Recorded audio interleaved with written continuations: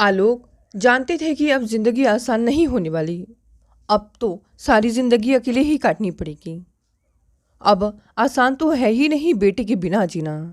कोशिश कर रहे हैं पर तन मन पर जैसे कोई बस ही नहीं है। पूरी पूरी रात रोहित के कमरे के चक्कर लगाते रहते हैं। कभी उसका सामान ठीक करने लगते हैं तो कभी उसकी अलमारी खोलकर खड़े रह जाते हैं। एक रिटायर्ड पिता का इकलौता बेटा जब कोरोना जैसी महामारी का शिकार हो गया हो, देखते ही देखते दुनिया छोड़ गया हो, तो जीना आसान होगा क्या? उनकी पत्नी सरला भी बीमारी के बाद उनका साथ छोड़ चुकी थी और अब रोहित भी चला गया तो अकेले घर में बंद। न दिन में चैन आता न रात को नींद। लॉकडाउन का समय था, बहुत परेशान हो रहे थे। आलोक टीचर थे, साथ के कई दोस्त इस महामारी ने छीन लिए थे। जो बच्चे थे एकदम डरे हुए अपने अपने घरों में बंद थे। उनसे फ़ोन पर बात भी होती तो वही विषय थे जिन पर बात करके दिल घबरा जाता और बीमारी और मौत के अलावा कोई बात ही नहीं होती। आलोक ने पड़ोस के एक अपने डॉक्टर मित्र महेश को फ़ोन किया। महेश, तबीयत घबरा रही है, रात में सिर दर्द भी बहुत है, ब्लड प्रेशर हाई है, चेक किया है, क्या करूं? बीपी की रोज़ दवाई ले रहे हो ना? हाँ। खाने का क्या कर रहे हो? कभी खिचड़ी बना लेता हूँ, कभी दाल चावल। मेड तो आजकल आ नहीं रही है, नहीं तो वही सब करती थी। एक टाइम कभी भी बना लेता हूँ, वही खाता रहता हूँ जब भूख लगती है। वैसे भूख भी नहीं लगती है। आलोक, ऐसे तो बिल्कुल नहीं चलेगा। इस समय खुद को संभालना है तुम्हें, अपनी डाइट का ध्यान रखना है। एक काम करो, पड़ोस में ही एक महिला कुसुम ने टिफ़िन देने का काम शुरू किया है। उसके पति है नहीं, 2 बच्चे हैं, उसे भी काम की ज़रूरत है। उसे 2 टाइम के टिफ़िन का ऑर्डर दे दो, उसके बच्चे दे जाएंगे। अच्छी डाइट लोगे तो तबीयत थोड़ी संभलेगी। मैं तुम्हें उसका नंबर भेज रहा हूँ। थोड़े दिन ढंग से खाओ पियो, अपनी दवा लो। मैं कुसुम को बता देता हूँ कि तुम्हारा खाना हाई ब्लड प्रेशर के हिसाब से भेजें। ठीक है महेश, तुम्हारा बड़ा सहारा है मुझे। आलोक ने महेश के दिए नंबर पर कुसुम से बात कर ली। पता चला कि इसी गली के कोने में ही उसका घर है। आलोक को याद आया कि सुबह की सैर के समय जाते हुए उस छोटी सी घर पर नज़र तो कई बार पड़ी थी। पत्नी सरला थी तो पड़ोस के लोगों के बारे में थोड़ा पता चल जाता था, नहीं तो अब तो पिता पुत्र ऐसे ही जी रहे थे। सरला और रोहित की याद फिर आ गई। आलोक बैठकर फुट फुट कर रो पड़े। कैसे कटेगा जीवन? वैसे तो वे एक सरल स्वभाव के अपने काम से काम रखने वाले पुरुष थे। सहारनपुर के एक अच्छे इलाके में यह सुंदर सा घर था। सरकारी स्कूल से रिटायर हुए थे, अच्छी पेंशन मिलती थी, पैसे की कमी तो बिल्कुल नहीं थी। पर मन अकेलेपन से भर गया था और उसका हल समझ नहीं आ रहा था। पहले सरला और अब रोहित के जाने के बाद रिश्तेदार एकदम उनसे कट गए थे कि कहीं उनकी देख रेख किसी की जिम्मे ना आ जाए। वे सब समझ रहे थे। उन्होंने अब सबको फ़ोन करना भी बंद कर दिया था और ना ही किसी का भूले भटके फ़ोन आता भी। उन्हें अकेले ही जीना है, वे समझ चुके थे। पर यह आसान था क्या? उनका सिरदर्द उन्हें बहुत परेशान करने लगा तो उन्होंने दूध और एक टोस्ट खाकर दवाई ले ली। रात भर सो नहीं पाए थे तो आंख लग गई। थोड़ी देर सोते रहे थे। डॉक्टर महेश के फ़ोन से आंख खुली। महेश उनकी तबीयत पूछते रहे। वे अक्सर ही उनके संपर्क में रहते थे। नहा धोकर आलोक को कुछ ठीक लगा। लगभग 12 बजे डोरबेल बजा। एक प्यारी मुस्कुराती लड़की टिफ़िन लेकर खड़ी थी। हेलो अंकल, मैं सिप्रा। मम्मी ने यह टिफ़िन भेजा है और महेश अंकल ने कहा है कि मैं आपके खाने तक आपके साथ ही बैठी रहूं और खाली टिफ़िन लेकर ही घर जाऊं। लड़की की प्यारी सी स्माइल देखकर आलोक भी पता नहीं कितने दिन बाद मुस्कुराए।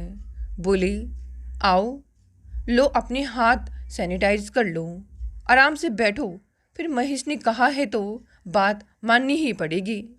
सिप्रा डाइनिंग टेबल पर टिफ़िन रख वहीं एक चेयर पर बैठ गई। आलोक प्लेट और चम्मच लेकर खाना निकाल कर खाने लगे।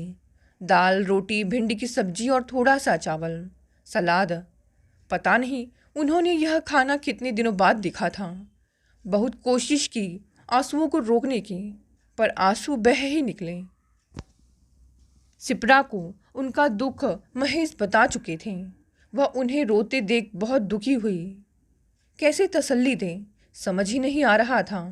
बच्ची ही तो थी वो। यूं ही बात शुरू की। अंकल, मम्मी ने कहा है कि खाने में कोई भी कमी हो तो आप बता दें। अगली बार मम्मी ध्यान रखेंगी। नहीं बेटा, खाना तो बहुत अच्छा है। बहुत दिनों बाद ऐसा खाना खाया है। फिर ना चाहते हुए भी मुंह से ही निकल गया। तुम्हारी आंटी भी ऐसे ही बनाती थी भिंडी, और बेटा रोहित बहुत शौक से खाता था। आलोक के चेहरे पर आंसू बहे जा रहे थे। गमगीन माहौल में आलोक ने बहुत दिन बाद खाना खा ही लिया। फिर बोले, कुसुम जी को बोलना बस 2 ही रोटी भेजें, 3 नहीं, और मैं चावल के साथ 1 ही रोटी खाता हूँ। तुम क्या करती हो बेटा? अंकल, मैं अभी पढ़ रही हूँ। आजकल कॉलेज तो बंद है ना, ऑनलाइन क्लासेस हैं। अच्छा हुआ आज आपको खाना देने में आ गई।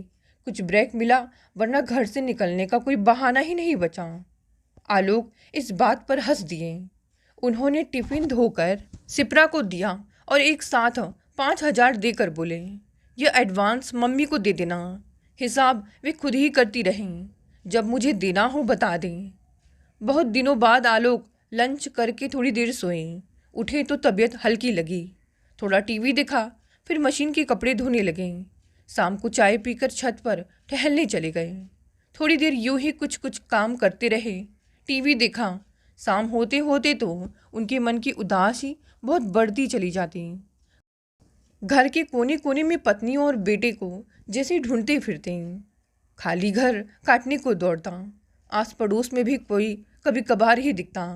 समय होता तो कहीं निकल जाते, पर यह कोरोना महामारी का समय था। बैठना भी घर में बंद होकर था, और इस दुख में मन हटाने के लिए कोई रास्ता समझ नहीं आता था। शाम को 7:30 बजे डोरबेल बजी तो एक लड़का हाथ में टिफ़िन लेकर खड़ा था। उन्हें लड़के की शक्ल जानी पहचानी लगी। आलोक 1 साल पहले ही रिटायर हुए थे। हिंदी के अध्यापक थे। लड़के ने कहा, सर मैं उदय, आपने मुझे 9वीं क्लास में पढ़ाया है। आपका टिफ़िन लाया हूँ। सिप्रा दीदी ने कहा है कि आपको खिलाकर ही वापस जाऊँ। अंदर आ जाऊँ? उदय उनके पास ही वैसे ही बैठ गए जैसे सिप्रा बैठी थी। आलोक को उसका साथ अच्छा लग रहा था। उसकी पढ़ाई के बारे में बहुत कुछ पूछते रहे। खाना उन्हें बहुत अच्छा लगा था। उदय ने कहा, सर। उसकी बात पूरी होने से पहले ही आलोक बोले, अब अंकल ही कहो, मुझे अच्छा लगेगा। अंकल, मम्मी ने कहा है कि आपको तकलीफ़ हो तो नाश्ता भी ले आया करें। उसके लिए मम्मी आपसे कुछ एक्स्ट्रा पैसे नहीं लेंगी। नहीं, नाश्ता मैं कर लेता हूँ, कभी टोस्ट, कभी कॉर्नफ्लेक्स। बस खाने का आराम हो गया, इतना बहुत है। उदय उनसे बहुत देर बातें करता रहा, फिर चला गया। उसके जाने के बाद आलोक थोड़ी देर टहलते रहे। आज बहुत दिनों के बाद 2 बच्चों से बैठकर बातें की थीं। कुछ ठीक लगा था। अब यह सिलसिला शुरू हो गया। लंच लेकर सिप्रा आती, डिनर उदय लाता। दिन पर दिन दोनों बच्चे उनसे खुलते गए। अब तो आलोक को उनका इंतज़ार रहने लगा। उनके ये 2 मासूम सी साथी उन पर खूब स्नेह भरा हक जमाने लगते। कभी सिप्रा कहती, अंकल यह उदय शाम को ना आए तो मैं आपके पास 2 बार आ जाऊं, पर यह शैतान भी आपके पास आने के चक्कर में लगा रहता है। अब तो सिप्रा उनके घर भर में चक्कर लगा जाती। उदय तो उनके कितने ही काम कर जाता। दोनों बच्चे उनके स्नेह में खिले से रहते। आलोक को इन बच्चों का साथ बड़ा भला लगता। अब यह भी होने लगा कि सिप्रा लंच के साथ अपनी बुक्स भी उठा लाती। आराम से कहती, अंकल आपके यहाँ कितनी शांति है, कितना अच्छा लगता है। वहाँ तो मम्मी कोई ना कोई काम बताकर उठाती रहती हैं, और यह उदय कोई काम करना नहीं चाहता। पढ़ाई का बहाना बना देता है कामचोर। बस आपके पास आने के लिए तैयार रहता है। इस बात पर आलोक को हंसी आ जाती। बच्चे खूब एक दूसरे की शिकायत उनसे करते तो वे हंसते रहते और मज़ेदार बात यह थी कि दोनों चाहते कि वे जब कोई बात बता रहे हों आलोक उनकी ही साइड लें। बच्चों ने ही उन्हें बताया था कि जब वे छोटे थे कि उनके पिता सुधीर की एक सड़क दुर्घटना में मौत हो गई थी। फिर कुसुम ने ही छोटे मोटे काम करके दोनों को पढ़ाया लिखाया था। मामले बढ़ते ही जा रहे थे। हर तरफ एक चिंता का माहौल था। एक दोपहर उनकी डोरबेल बजी। देखा तो एक शालीन महिला उनका टिफिन लिए खड़ी थी। नम्रता से अभिवादन करते हुए बोली, आलोक जी, सिपरा को हल्का बुखार सा लग रहा है। उदय भी सिरदर्द बता रहा है। उनकी बहुत चिंता हो रही है। बाकी सबको तो मना कर दिया, पर आपका खाना लेकर आई हूँ। शर्मिंदा से आलोक बोले, अरे क्या हो गया बच्चों को, और आप मुझे फ़ोन कर देती, आज खाना रहने देती, क्यों परेशान हुई आप ऐसे में। बच्चों को आपसे बहुत लगाव हो गया है। यही कहे जा रहे हैं कि मम्मी बस अंकल को खाना दे आओ। डॉक्टर को दिखाया है, डॉक्टर महेश से बात की है, उन्होंने कुछ दवाएं भेजी हैं और 1-2 दिन देखते रहने के लिए कहा है। वायरल भी हो सकता है। बस आजकल एक डर सा तो ही है। मेरी कोई ज़रूरत हो तो बताइएगा, और खाना अब बच्चों के ठीक होने के बाद ही आ जाएगा। नहीं मैं लाऊंगी। बच्चों को चैन नहीं आएगा, हर समय आपकी ही बातें करते रहते हैं। टिफ़िन देकर कुसुम चली गई। शाम को आलोक ने उन्हें फ़ोन किया, बच्चों की तबीयत पूछी। उन्हें कुछ आराम था। कुसुम से कहने लगे, आप खाना लेकर मत आना, मैं आ जाऊंगा टिफ़िन लेने। जी ठीक है। आजकल दुकानें थोड़ी देर के लिए ही खुलती थीं। आलोक ने फल वाले को फ़ोन करके बहुत सारे फल बच्चों के लिए मंगाए। शाम को जब अपना टिफ़िन लेने गए तो बाहर गेट पर ही कुसुम को फलों का बैग देकर बोली, यह बच्चों के लिए। अब वे कैसे हैं? अरे आपने क्यों तकलीफ़ की, बच्चे काफ़ी ठीक हैं। मुझे कोई तकलीफ़ नहीं हुई है। और भी कोई चीज़ चाहिए तो बता दीजिए, मेरा भी मन नहीं लग रहा है बच्चों के बिना। कहते कहते उनकी जो नज़र कुसुम से मिली, लगा वही एक दूसरे के दुख को जैसे कह सुन लिया गया है। उनकी नज़रों में बहुत कुछ था जो अकेले मन को सहारा देता सा महसूस किया दोनों ने। बच्चे ठीक हो गए। लाइफ में चारों अब एक दूसरे से और जुड़ते चले गए थे। आलोक का मन थोड़ा हल्का हुआ। एक रात उन्हें बुखार और खांसी शुरू हो गई। उन्हें महसूस हुआ कि यह कोरोना हो सकता है। सबसे पहले उन्होंने कुसुम को फ़ोन करके कहा, मुझे ठीक नहीं लग रहा है, आप में से कोई यहाँ मत आना। आलोक ने डॉक्टर महेश से बात की। महेश के कहने पर आलोक अपना टेस्ट करवाने गए। रिपोर्ट पॉजिटिव थी। एक बार तो दिल घबराया कि अकेले घर में तबीयत बिगड़ी तो क्या करेंगे, पर अब तो ऐसे ही जीना है तो क्या कर सकते हैं। अब बच्चे और कुसुम लगातार उनसे बात कर ही रहे थे। कुसुम को उनके बच्चों ने कहा, मम्मी इस बीमारी का कुछ पता नहीं कि हालात कब कैसी हो जाएं। बेचारे अंकल बहुत अकेले हैं। हम उन्हें यहीं ऊपर रहने के लिए बुला लें, उन्हें अकेले छोड़ने का तो बिल्कुल मन नहीं कर रहा है। मम्मी इतना तो किसी के लिए कुछ किया ही जा सकता है ना। ऊपर वाले कमरे में जो एक बेड लगा है, अंकल उस पर सो लेंगे, उन्हें वहीं आइसोलेट कर देंगे और ऐसे उनका ध्यान भी रख पाएंगे। कुसुम और उनके बीच थोड़ा अपनापन तो हो ही गया था, फिर भी आलोक ने यह बात सुनते ही मना कर दिया। नहीं कुसुम जी, मैं आप लोगों को बिल्कुल तकलीफ़ नहीं दे सकता। कुसुम महेश को अपने भाई जैसा ही मानती थी। महेश को यह बात बताई तो महेश ने ही आलोक को प्यार भरी झाड़ लगाई। अपना सामान एक बैग में रखो, शरीर में इतना दर्द है तुम्हें कि दरवाजे पर रखा टिफ़िन भी नहीं उठा पाओगे। दवा शुरू करो और जाकर कुसुम के रूम में चुपचाप शिफ्ट हो जाओ। हाई ब्लड प्रेशर के मरीज हूँ, अस्पतालों में जगह नहीं है, कुसुम के घर जाओ। मैं फ़ोन पर बात करता रहूँगा। इससे अच्छा आइडिया इस समय किसी को आ ही नहीं सकता था। चुपचाप चले जाओ, कैसी तबीयत रहेगी कुछ नहीं पता चलता। कुसुम के घर शिफ्ट होने से पहले आलोक ने हरिद्वार में रह रहे अपने कज़िन रमेश को अपनी तबीयत के बारे में बताई। रमेश ने कोई अपनापन लिए रिस्पॉन्स नहीं दिया। एक दो और रिश्तेदारों को अपने कोरोना पॉजिटिव होने की बात बताई, पर किसी को जैसे उनसे मतलब ही नहीं था। उन्हें लगा कि सचमुच उन्हें आज के हालातों में कुछ भी हो सकता है। बहुत सोच विचार के बाद उन्होंने कुसुम के घर शिफ्ट होने का मन बना लिया।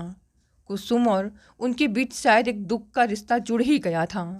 आलोक कुसुम के घर के ऊपर बने रूम में शिफ्ट हो गए। महेश लगातार फ़ोन पर उनसे संपर्क में थे। चारों में एक अपनापन बढ़ गया था। कुसुम एक दोस्त की तरह उनसे दूर से ही खड़ी होकर बात करती।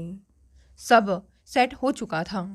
बहुत समय से उनका खाना पीना, दवाएं उन्हें मिलती रहीं। बच्चे दूर से उनसे बातें करते। वे एक चेयर पर बैठे रहते।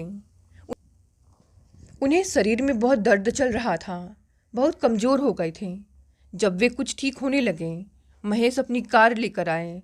उनका टेस्ट करवाया, रिपोर्ट नेगेटिव आई तो उस दिन कुसुम ने खुश होकर उनकी मनपसंद का खाना बनाया। अब तक उनकी पसंद नापसंद सब जान चुकी थी। कुसुम के घर शिफ्ट होने से पहले आलोक ने ज़बरदस्ती ही महेश को कुसुम को देने के लिए कुछ धनराशि दे दी थी। अब जब वे घर जाने की बात करने लगे, शिप्रा और उदय का दिल उदास होने लगा। आलोक बच्चों के दिल में एक खास जगह बना चुके थे। कुसुम ने भी एक दिन कह ही दिया, आलोक जी क्या करेंगी घर जाकर, हमारे साथ ही रहिए ना, ऐसे ही क्या दिक्कत है। माँ की बात पर बच्चे चहक उठे। बस अंकल अब ऐसे ही रहिए ना हमारे साथ, कितना अच्छा लगता है आपके साथ। बच्चों, कुसुम जी यह तो मुश्किल है, पर हाँ आता जाता रहूँगा। इस बात पर चारों कभी हंसकर कभी गंभीर होकर बात कर ही रहे थे कि कुसुम के दरवाजे पर किसी ने आलोक को आवाज़ दी। आलोक को अभी बहुत कमजोरी थी। कुसुम ही उठ कर गई। आलोक की उम्र का ही एक पुरुष और एक महिला अंदर आए। आलोक सामने ही सोफे पर बैठे हुए थे। आलोक खुश हुए। अरे रमेश, तुम लोग इस लॉकडाउन में। आलोक को लगा कि वे उन्हें देखने आए हैं, पर रमेश गुर्राया, अपना घर छोड़कर यहाँ पड़े हो।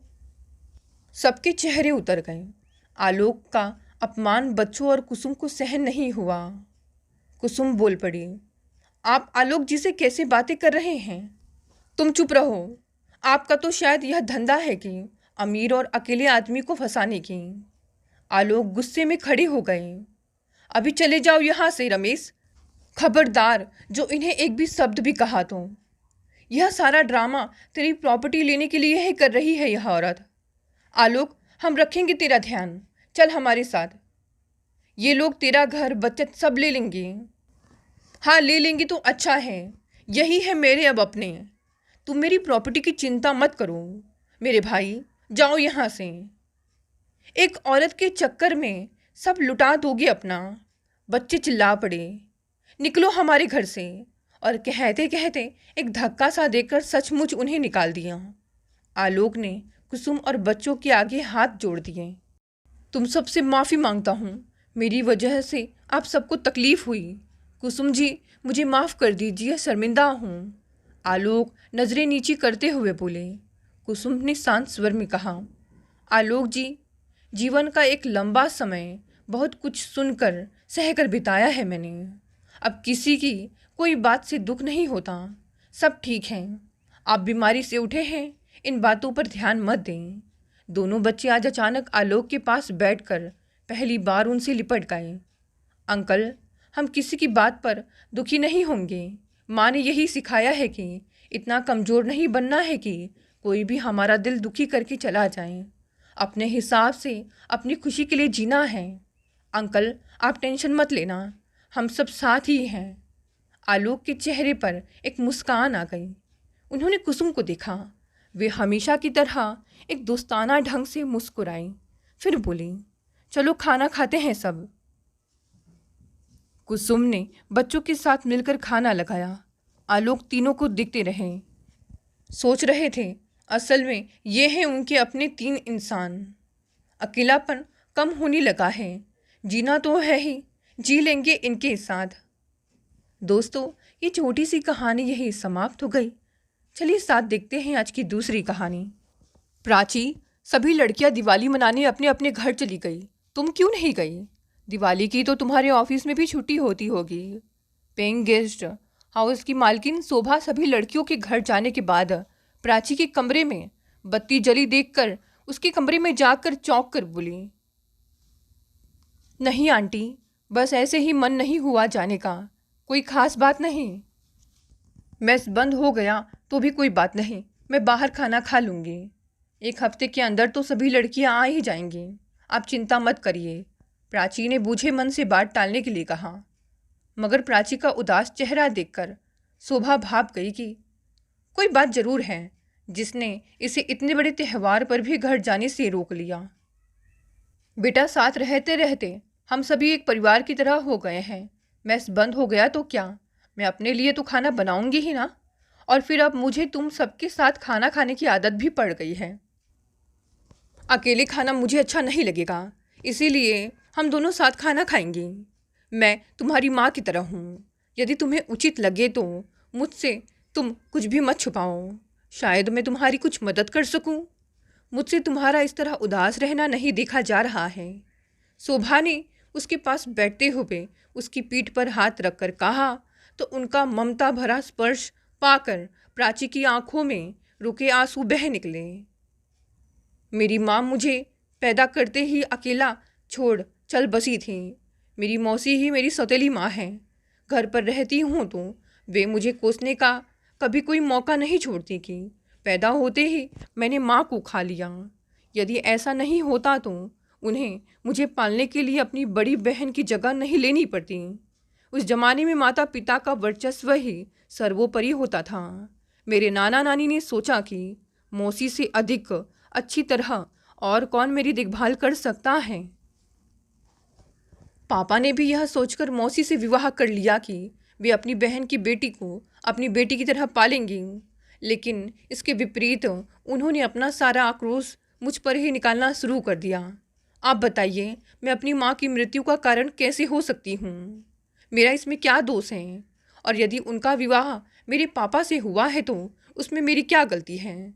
इसीलिए मेरे पापा ने मुझे हॉस्टल में रख कर ही पढ़ाया और मुझे वे कभी घर नहीं आने देना चाहते ताकि मुझे अकारण मौसी के व्यंग बाण ना सहन करने पड़े। जब उनका मन होता है वे स्वयं मुझसे मिलने आ जाते हैं। प्राची ने सुबकते हुए बिना किसी भूमिका से सब कह डाला। शोभा उसकी बात सुनकर उसे अपने गले से लगाते हुए बोली, मुझे बहुत दुख हुआ यह सब जानकर, लेकिन तुम दुखी मत हो। किसी भी चीज़ की ज़रूरत हो तो मुझे बताना। कह वे चली गई। शोभा के जाते ही प्राची सोच में पड़ गई कि कितना विरोधाभास है उसकी मौसी और शोभा आंटी के स्वभाव में। उसके मानस पटल पर 6 महीने पहले की घटना तैरने लगी। तब वह नौकरी के सिलसिले में पहली बार दिल्ली आई थी और इस पेइंग गेस्ट हाउस में रहना शुरू किया था। आते ही उसे वायरल बुखार ने अपनी चपेट में ले लिया। मेस में बना खाना उसे नहीं खाना था। फिर उसके अनुरोध करने पर भी जब मेस चालक ने उसे उसकी पसंद का खाना देने से इनकार कर दिया तब वह पास की दुकान का ब्रेड लेने पहुंच गई। लेकिन जब दुकानदार ने ब्रेड नहीं है कहा तो वह बड़बड़ाएगी, तबीयत ठीक नहीं है, लगता है मुझे मेस का तला भुना खाना ही खाना पड़ेगा।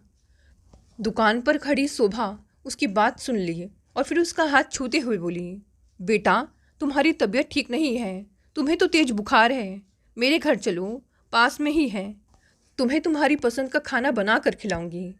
अनजान शहर में एक अनजान औरत से ऐसी आत्मीयता भरी बात सुनकर हतप्रभ रह गई। वह उसे वे पढ़ी लिखी और अच्छे परिवार की लग रही थी, लेकिन प्रतिदिन इतनी वारदातें सुनने में आती है, एकदम से किसी पर भी विश्वास करना उसे ठीक नहीं लगा। इसीलिए उसने जवाब देते हुए कहा, नहीं आंटी, मैं मैनेज कर लूँगी, आप परेशान ना हो। अरे, इसमें परेशानी की कोई बात नहीं, तबीयत खराब हो तो खाना भी ठीक से मिलना जरूरी है, वरना तबीयत और बिगड़ सकती है। उनकी बात बीच में ही काट कर दुकानदार बोला, अरे, ये पास में ही तो रहती हैं, बहुत अच्छी हैं, मैं इन्हें 20 सालों से जानता हूँ। शोभा के आत्मीयता भरे आमंत्रण पर दुकानदार के आश्वासन की मुहर लगते ही प्राची के नानुकुर करने की गुंजाइश ही नहीं रही। अतः बोली, ठीक है, और फिर उनके साथ उनके घर पहुंच गई। एक बड़ी सी 2 मंजिला कोठी के सामने जाकर दोनों रुक गईं। शोभा उसे एक बड़े ड्राइंग रूम में ले गई। सामने दीवार पर प्रौढ़ावस्था के पुरुष का माला पहने हुए बड़ा सा फोटो लगा था। उसने अनुमान लगाया कि वह फोटो उनके पति का ही होगा। शोभा ने उसे दीवान पर आराम करने के लिए कहा और फिर अंदर जाकर तुरंत चाय बना लाई। उसके साथ ब्रेड स्लाइस भी थे। प्राची को बहुत संकोच हो रहा था उन्हें यह सब करते देखकर। उसने सकुचाते हुए पूछा, आंटी आप यहाँ अकेली रहती हैं? हाँ, एक बेटा है, इंजीनियर है, पुणे में नौकरी करता है। आंटी एक बात कहूँ, यदि बुरा लगे तो प्लीज़ मुझे माफ़ कर दीजिएगा। नहीं बेटा, बोलो क्या कहना चाहती हो, निसंकोच कहो। उनके उत्तर से प्राची की हिम्मत बढ़ गई। आंटी आपका इतना बड़ा घर है, आपको अकेलापन भी लगता होगा। आप क्यों नहीं ऊपर की मंजिल पर कुछ कमरे हम जैसी लड़कियों को रहने के लिए दे देती? आंटी प्लीज़ यह मत सोचिएगा कि मैं आपकी स्थिति का फ़ायदा उठाना चाहती हूँ। छोटी मुँह बड़ी बात तो नहीं कह दी ना मैंने। इतना बोलते ही प्राची को अपराध भावना ने घेर लिया, लेकिन तुरंत ही शोभा के उत्तर से वह उससे बाहर आ गई। शोभा बोली, नहीं बेटा, तुमने बहुत अच्छी सलाह दी है। इससे मेरा अकेलापन भी दूर हो जाएगा और यह मकान भी ज़रूरतमंदों के काम आ जाएगा। सच आंटी, उसने खुशी जताते हुए कहा। फिर थोड़ी तटस्थ होकर उन्हें और सोचने का मौका न देते हुए बोली, तो फिर देर किस बात की, मैं शाम को ही अपनी रूममेट्स को लेकर आती हूँ। ठीक है, लेकिन अभी लंच करके जाना और वादा करो कि जब तक तुम्हारी तबीयत ठीक नहीं हो जाती यहीं खाना खाओगी। मुझे भी कंपनी मिल जाएगी। अब तो मुझे यही रहना है। बहुत बहुत धन्यवाद आंटी। प्राची उनसे लिपट कर भावातिरेक में और बहुत कुछ बोलना चाहती थी, लेकिन पहली मुलाकात में इतना अनौपचारिक होने में उसे संकोच हुआ और शोभा की भी शायद यही स्थिति थी। लंच करके शाम को फिर आने का वादा करके वह चली गई। शाम को प्राची अपने साथ 4 लड़कियों को लेकर शोभा के घर पहुंच गई। शोभा उन लोगों को देखकर बहुत खुश हुई और फिर बोली, ठीक है, मुझे 1 हफ्ते का समय दो ताकि ऊपर मैं किसी को बुलाकर तुम लोगों के रहने का इंतज़ाम करा सकूं। जब तक मेस का इंतज़ाम नहीं होता तुम लोग मेरी किचन में ही खाना खाना। अरे वाह आंटी, लेकिन किसी को बुलाने की आवश्यकता क्या है? हम चारों ही मिलकर सारी व्यवस्था कर लेंगे। मेस जब तक नहीं बनेगा हम आपको आपकी किचन में खाना बना कर खिलाएंगे। हमें खाना बनाना आता है, आप जो चार्ज करेंगी हम दे देंगे। दूसरी लड़की प्रियंका ने थोड़ा अनौपचारिक होते हुए कहा, पैसे की तो मेरे पास कोई कमी नहीं है, बस थोड़ा अकेलापन रहता है, वह तुम लोगों के रहने से दूर हो जाएगा। लेकिन एक बात का ध्यान रखना, मैं थोड़ी अनुशासन प्रिय हूँ। टीचर थी ना, बहुत ऊंची आवाज़ में म्यूज़िक सुनना और लेट नाइट आना जाना मुझे पसंद नहीं। कोई मजबूरी हो तो बात अलग है। सारी बातें तय हो गई। उसके बाद उन लड़कियों ने मिलकर ऊपर के 2 कमरों को व्यवस्थित किया। देखने से लग रहा था कि महीनों से उन कमरों की किसी ने खोज खबर नहीं ली है। ऊपर 5 कमरे थे, बाकी के कमरों में भी महीने भर के अंदर ही और लड़कियां आ गई थीं। उनमें से कुछ पढ़ने वाली लड़कियां थीं। मेस का भी इंतज़ाम हो गया था, लेकिन शोभा खाना अपने सुपरविज़न में ही बनवाती थी। कुल मिलाकर 10 लड़कियां थीं। हर एक के खाने की पसंद का ख्याल रखा जाता था। कोई बीमार पड़ती तो उसके लिए अलग से खाना बनता था। सभी लड़कियां शोभा के व्यवहार से बहुत खुश थीं और जल्द ही उनसे घुल मिल गई थीं। उन्हें अपने घर की कमी नहीं महसूस होती थी। शोभा भी अपना खाना मेस में ही खाती थी। एक बात सबने महसूस की थी कि शोभा का व्यवहार सामान्य औरतों से कुछ हट कर था। एक गहरी उदासी की परत उनके चेहरे पर छाई रहती थी। कभी किसी ने उन्हें खुलकर हंसते नहीं देखा।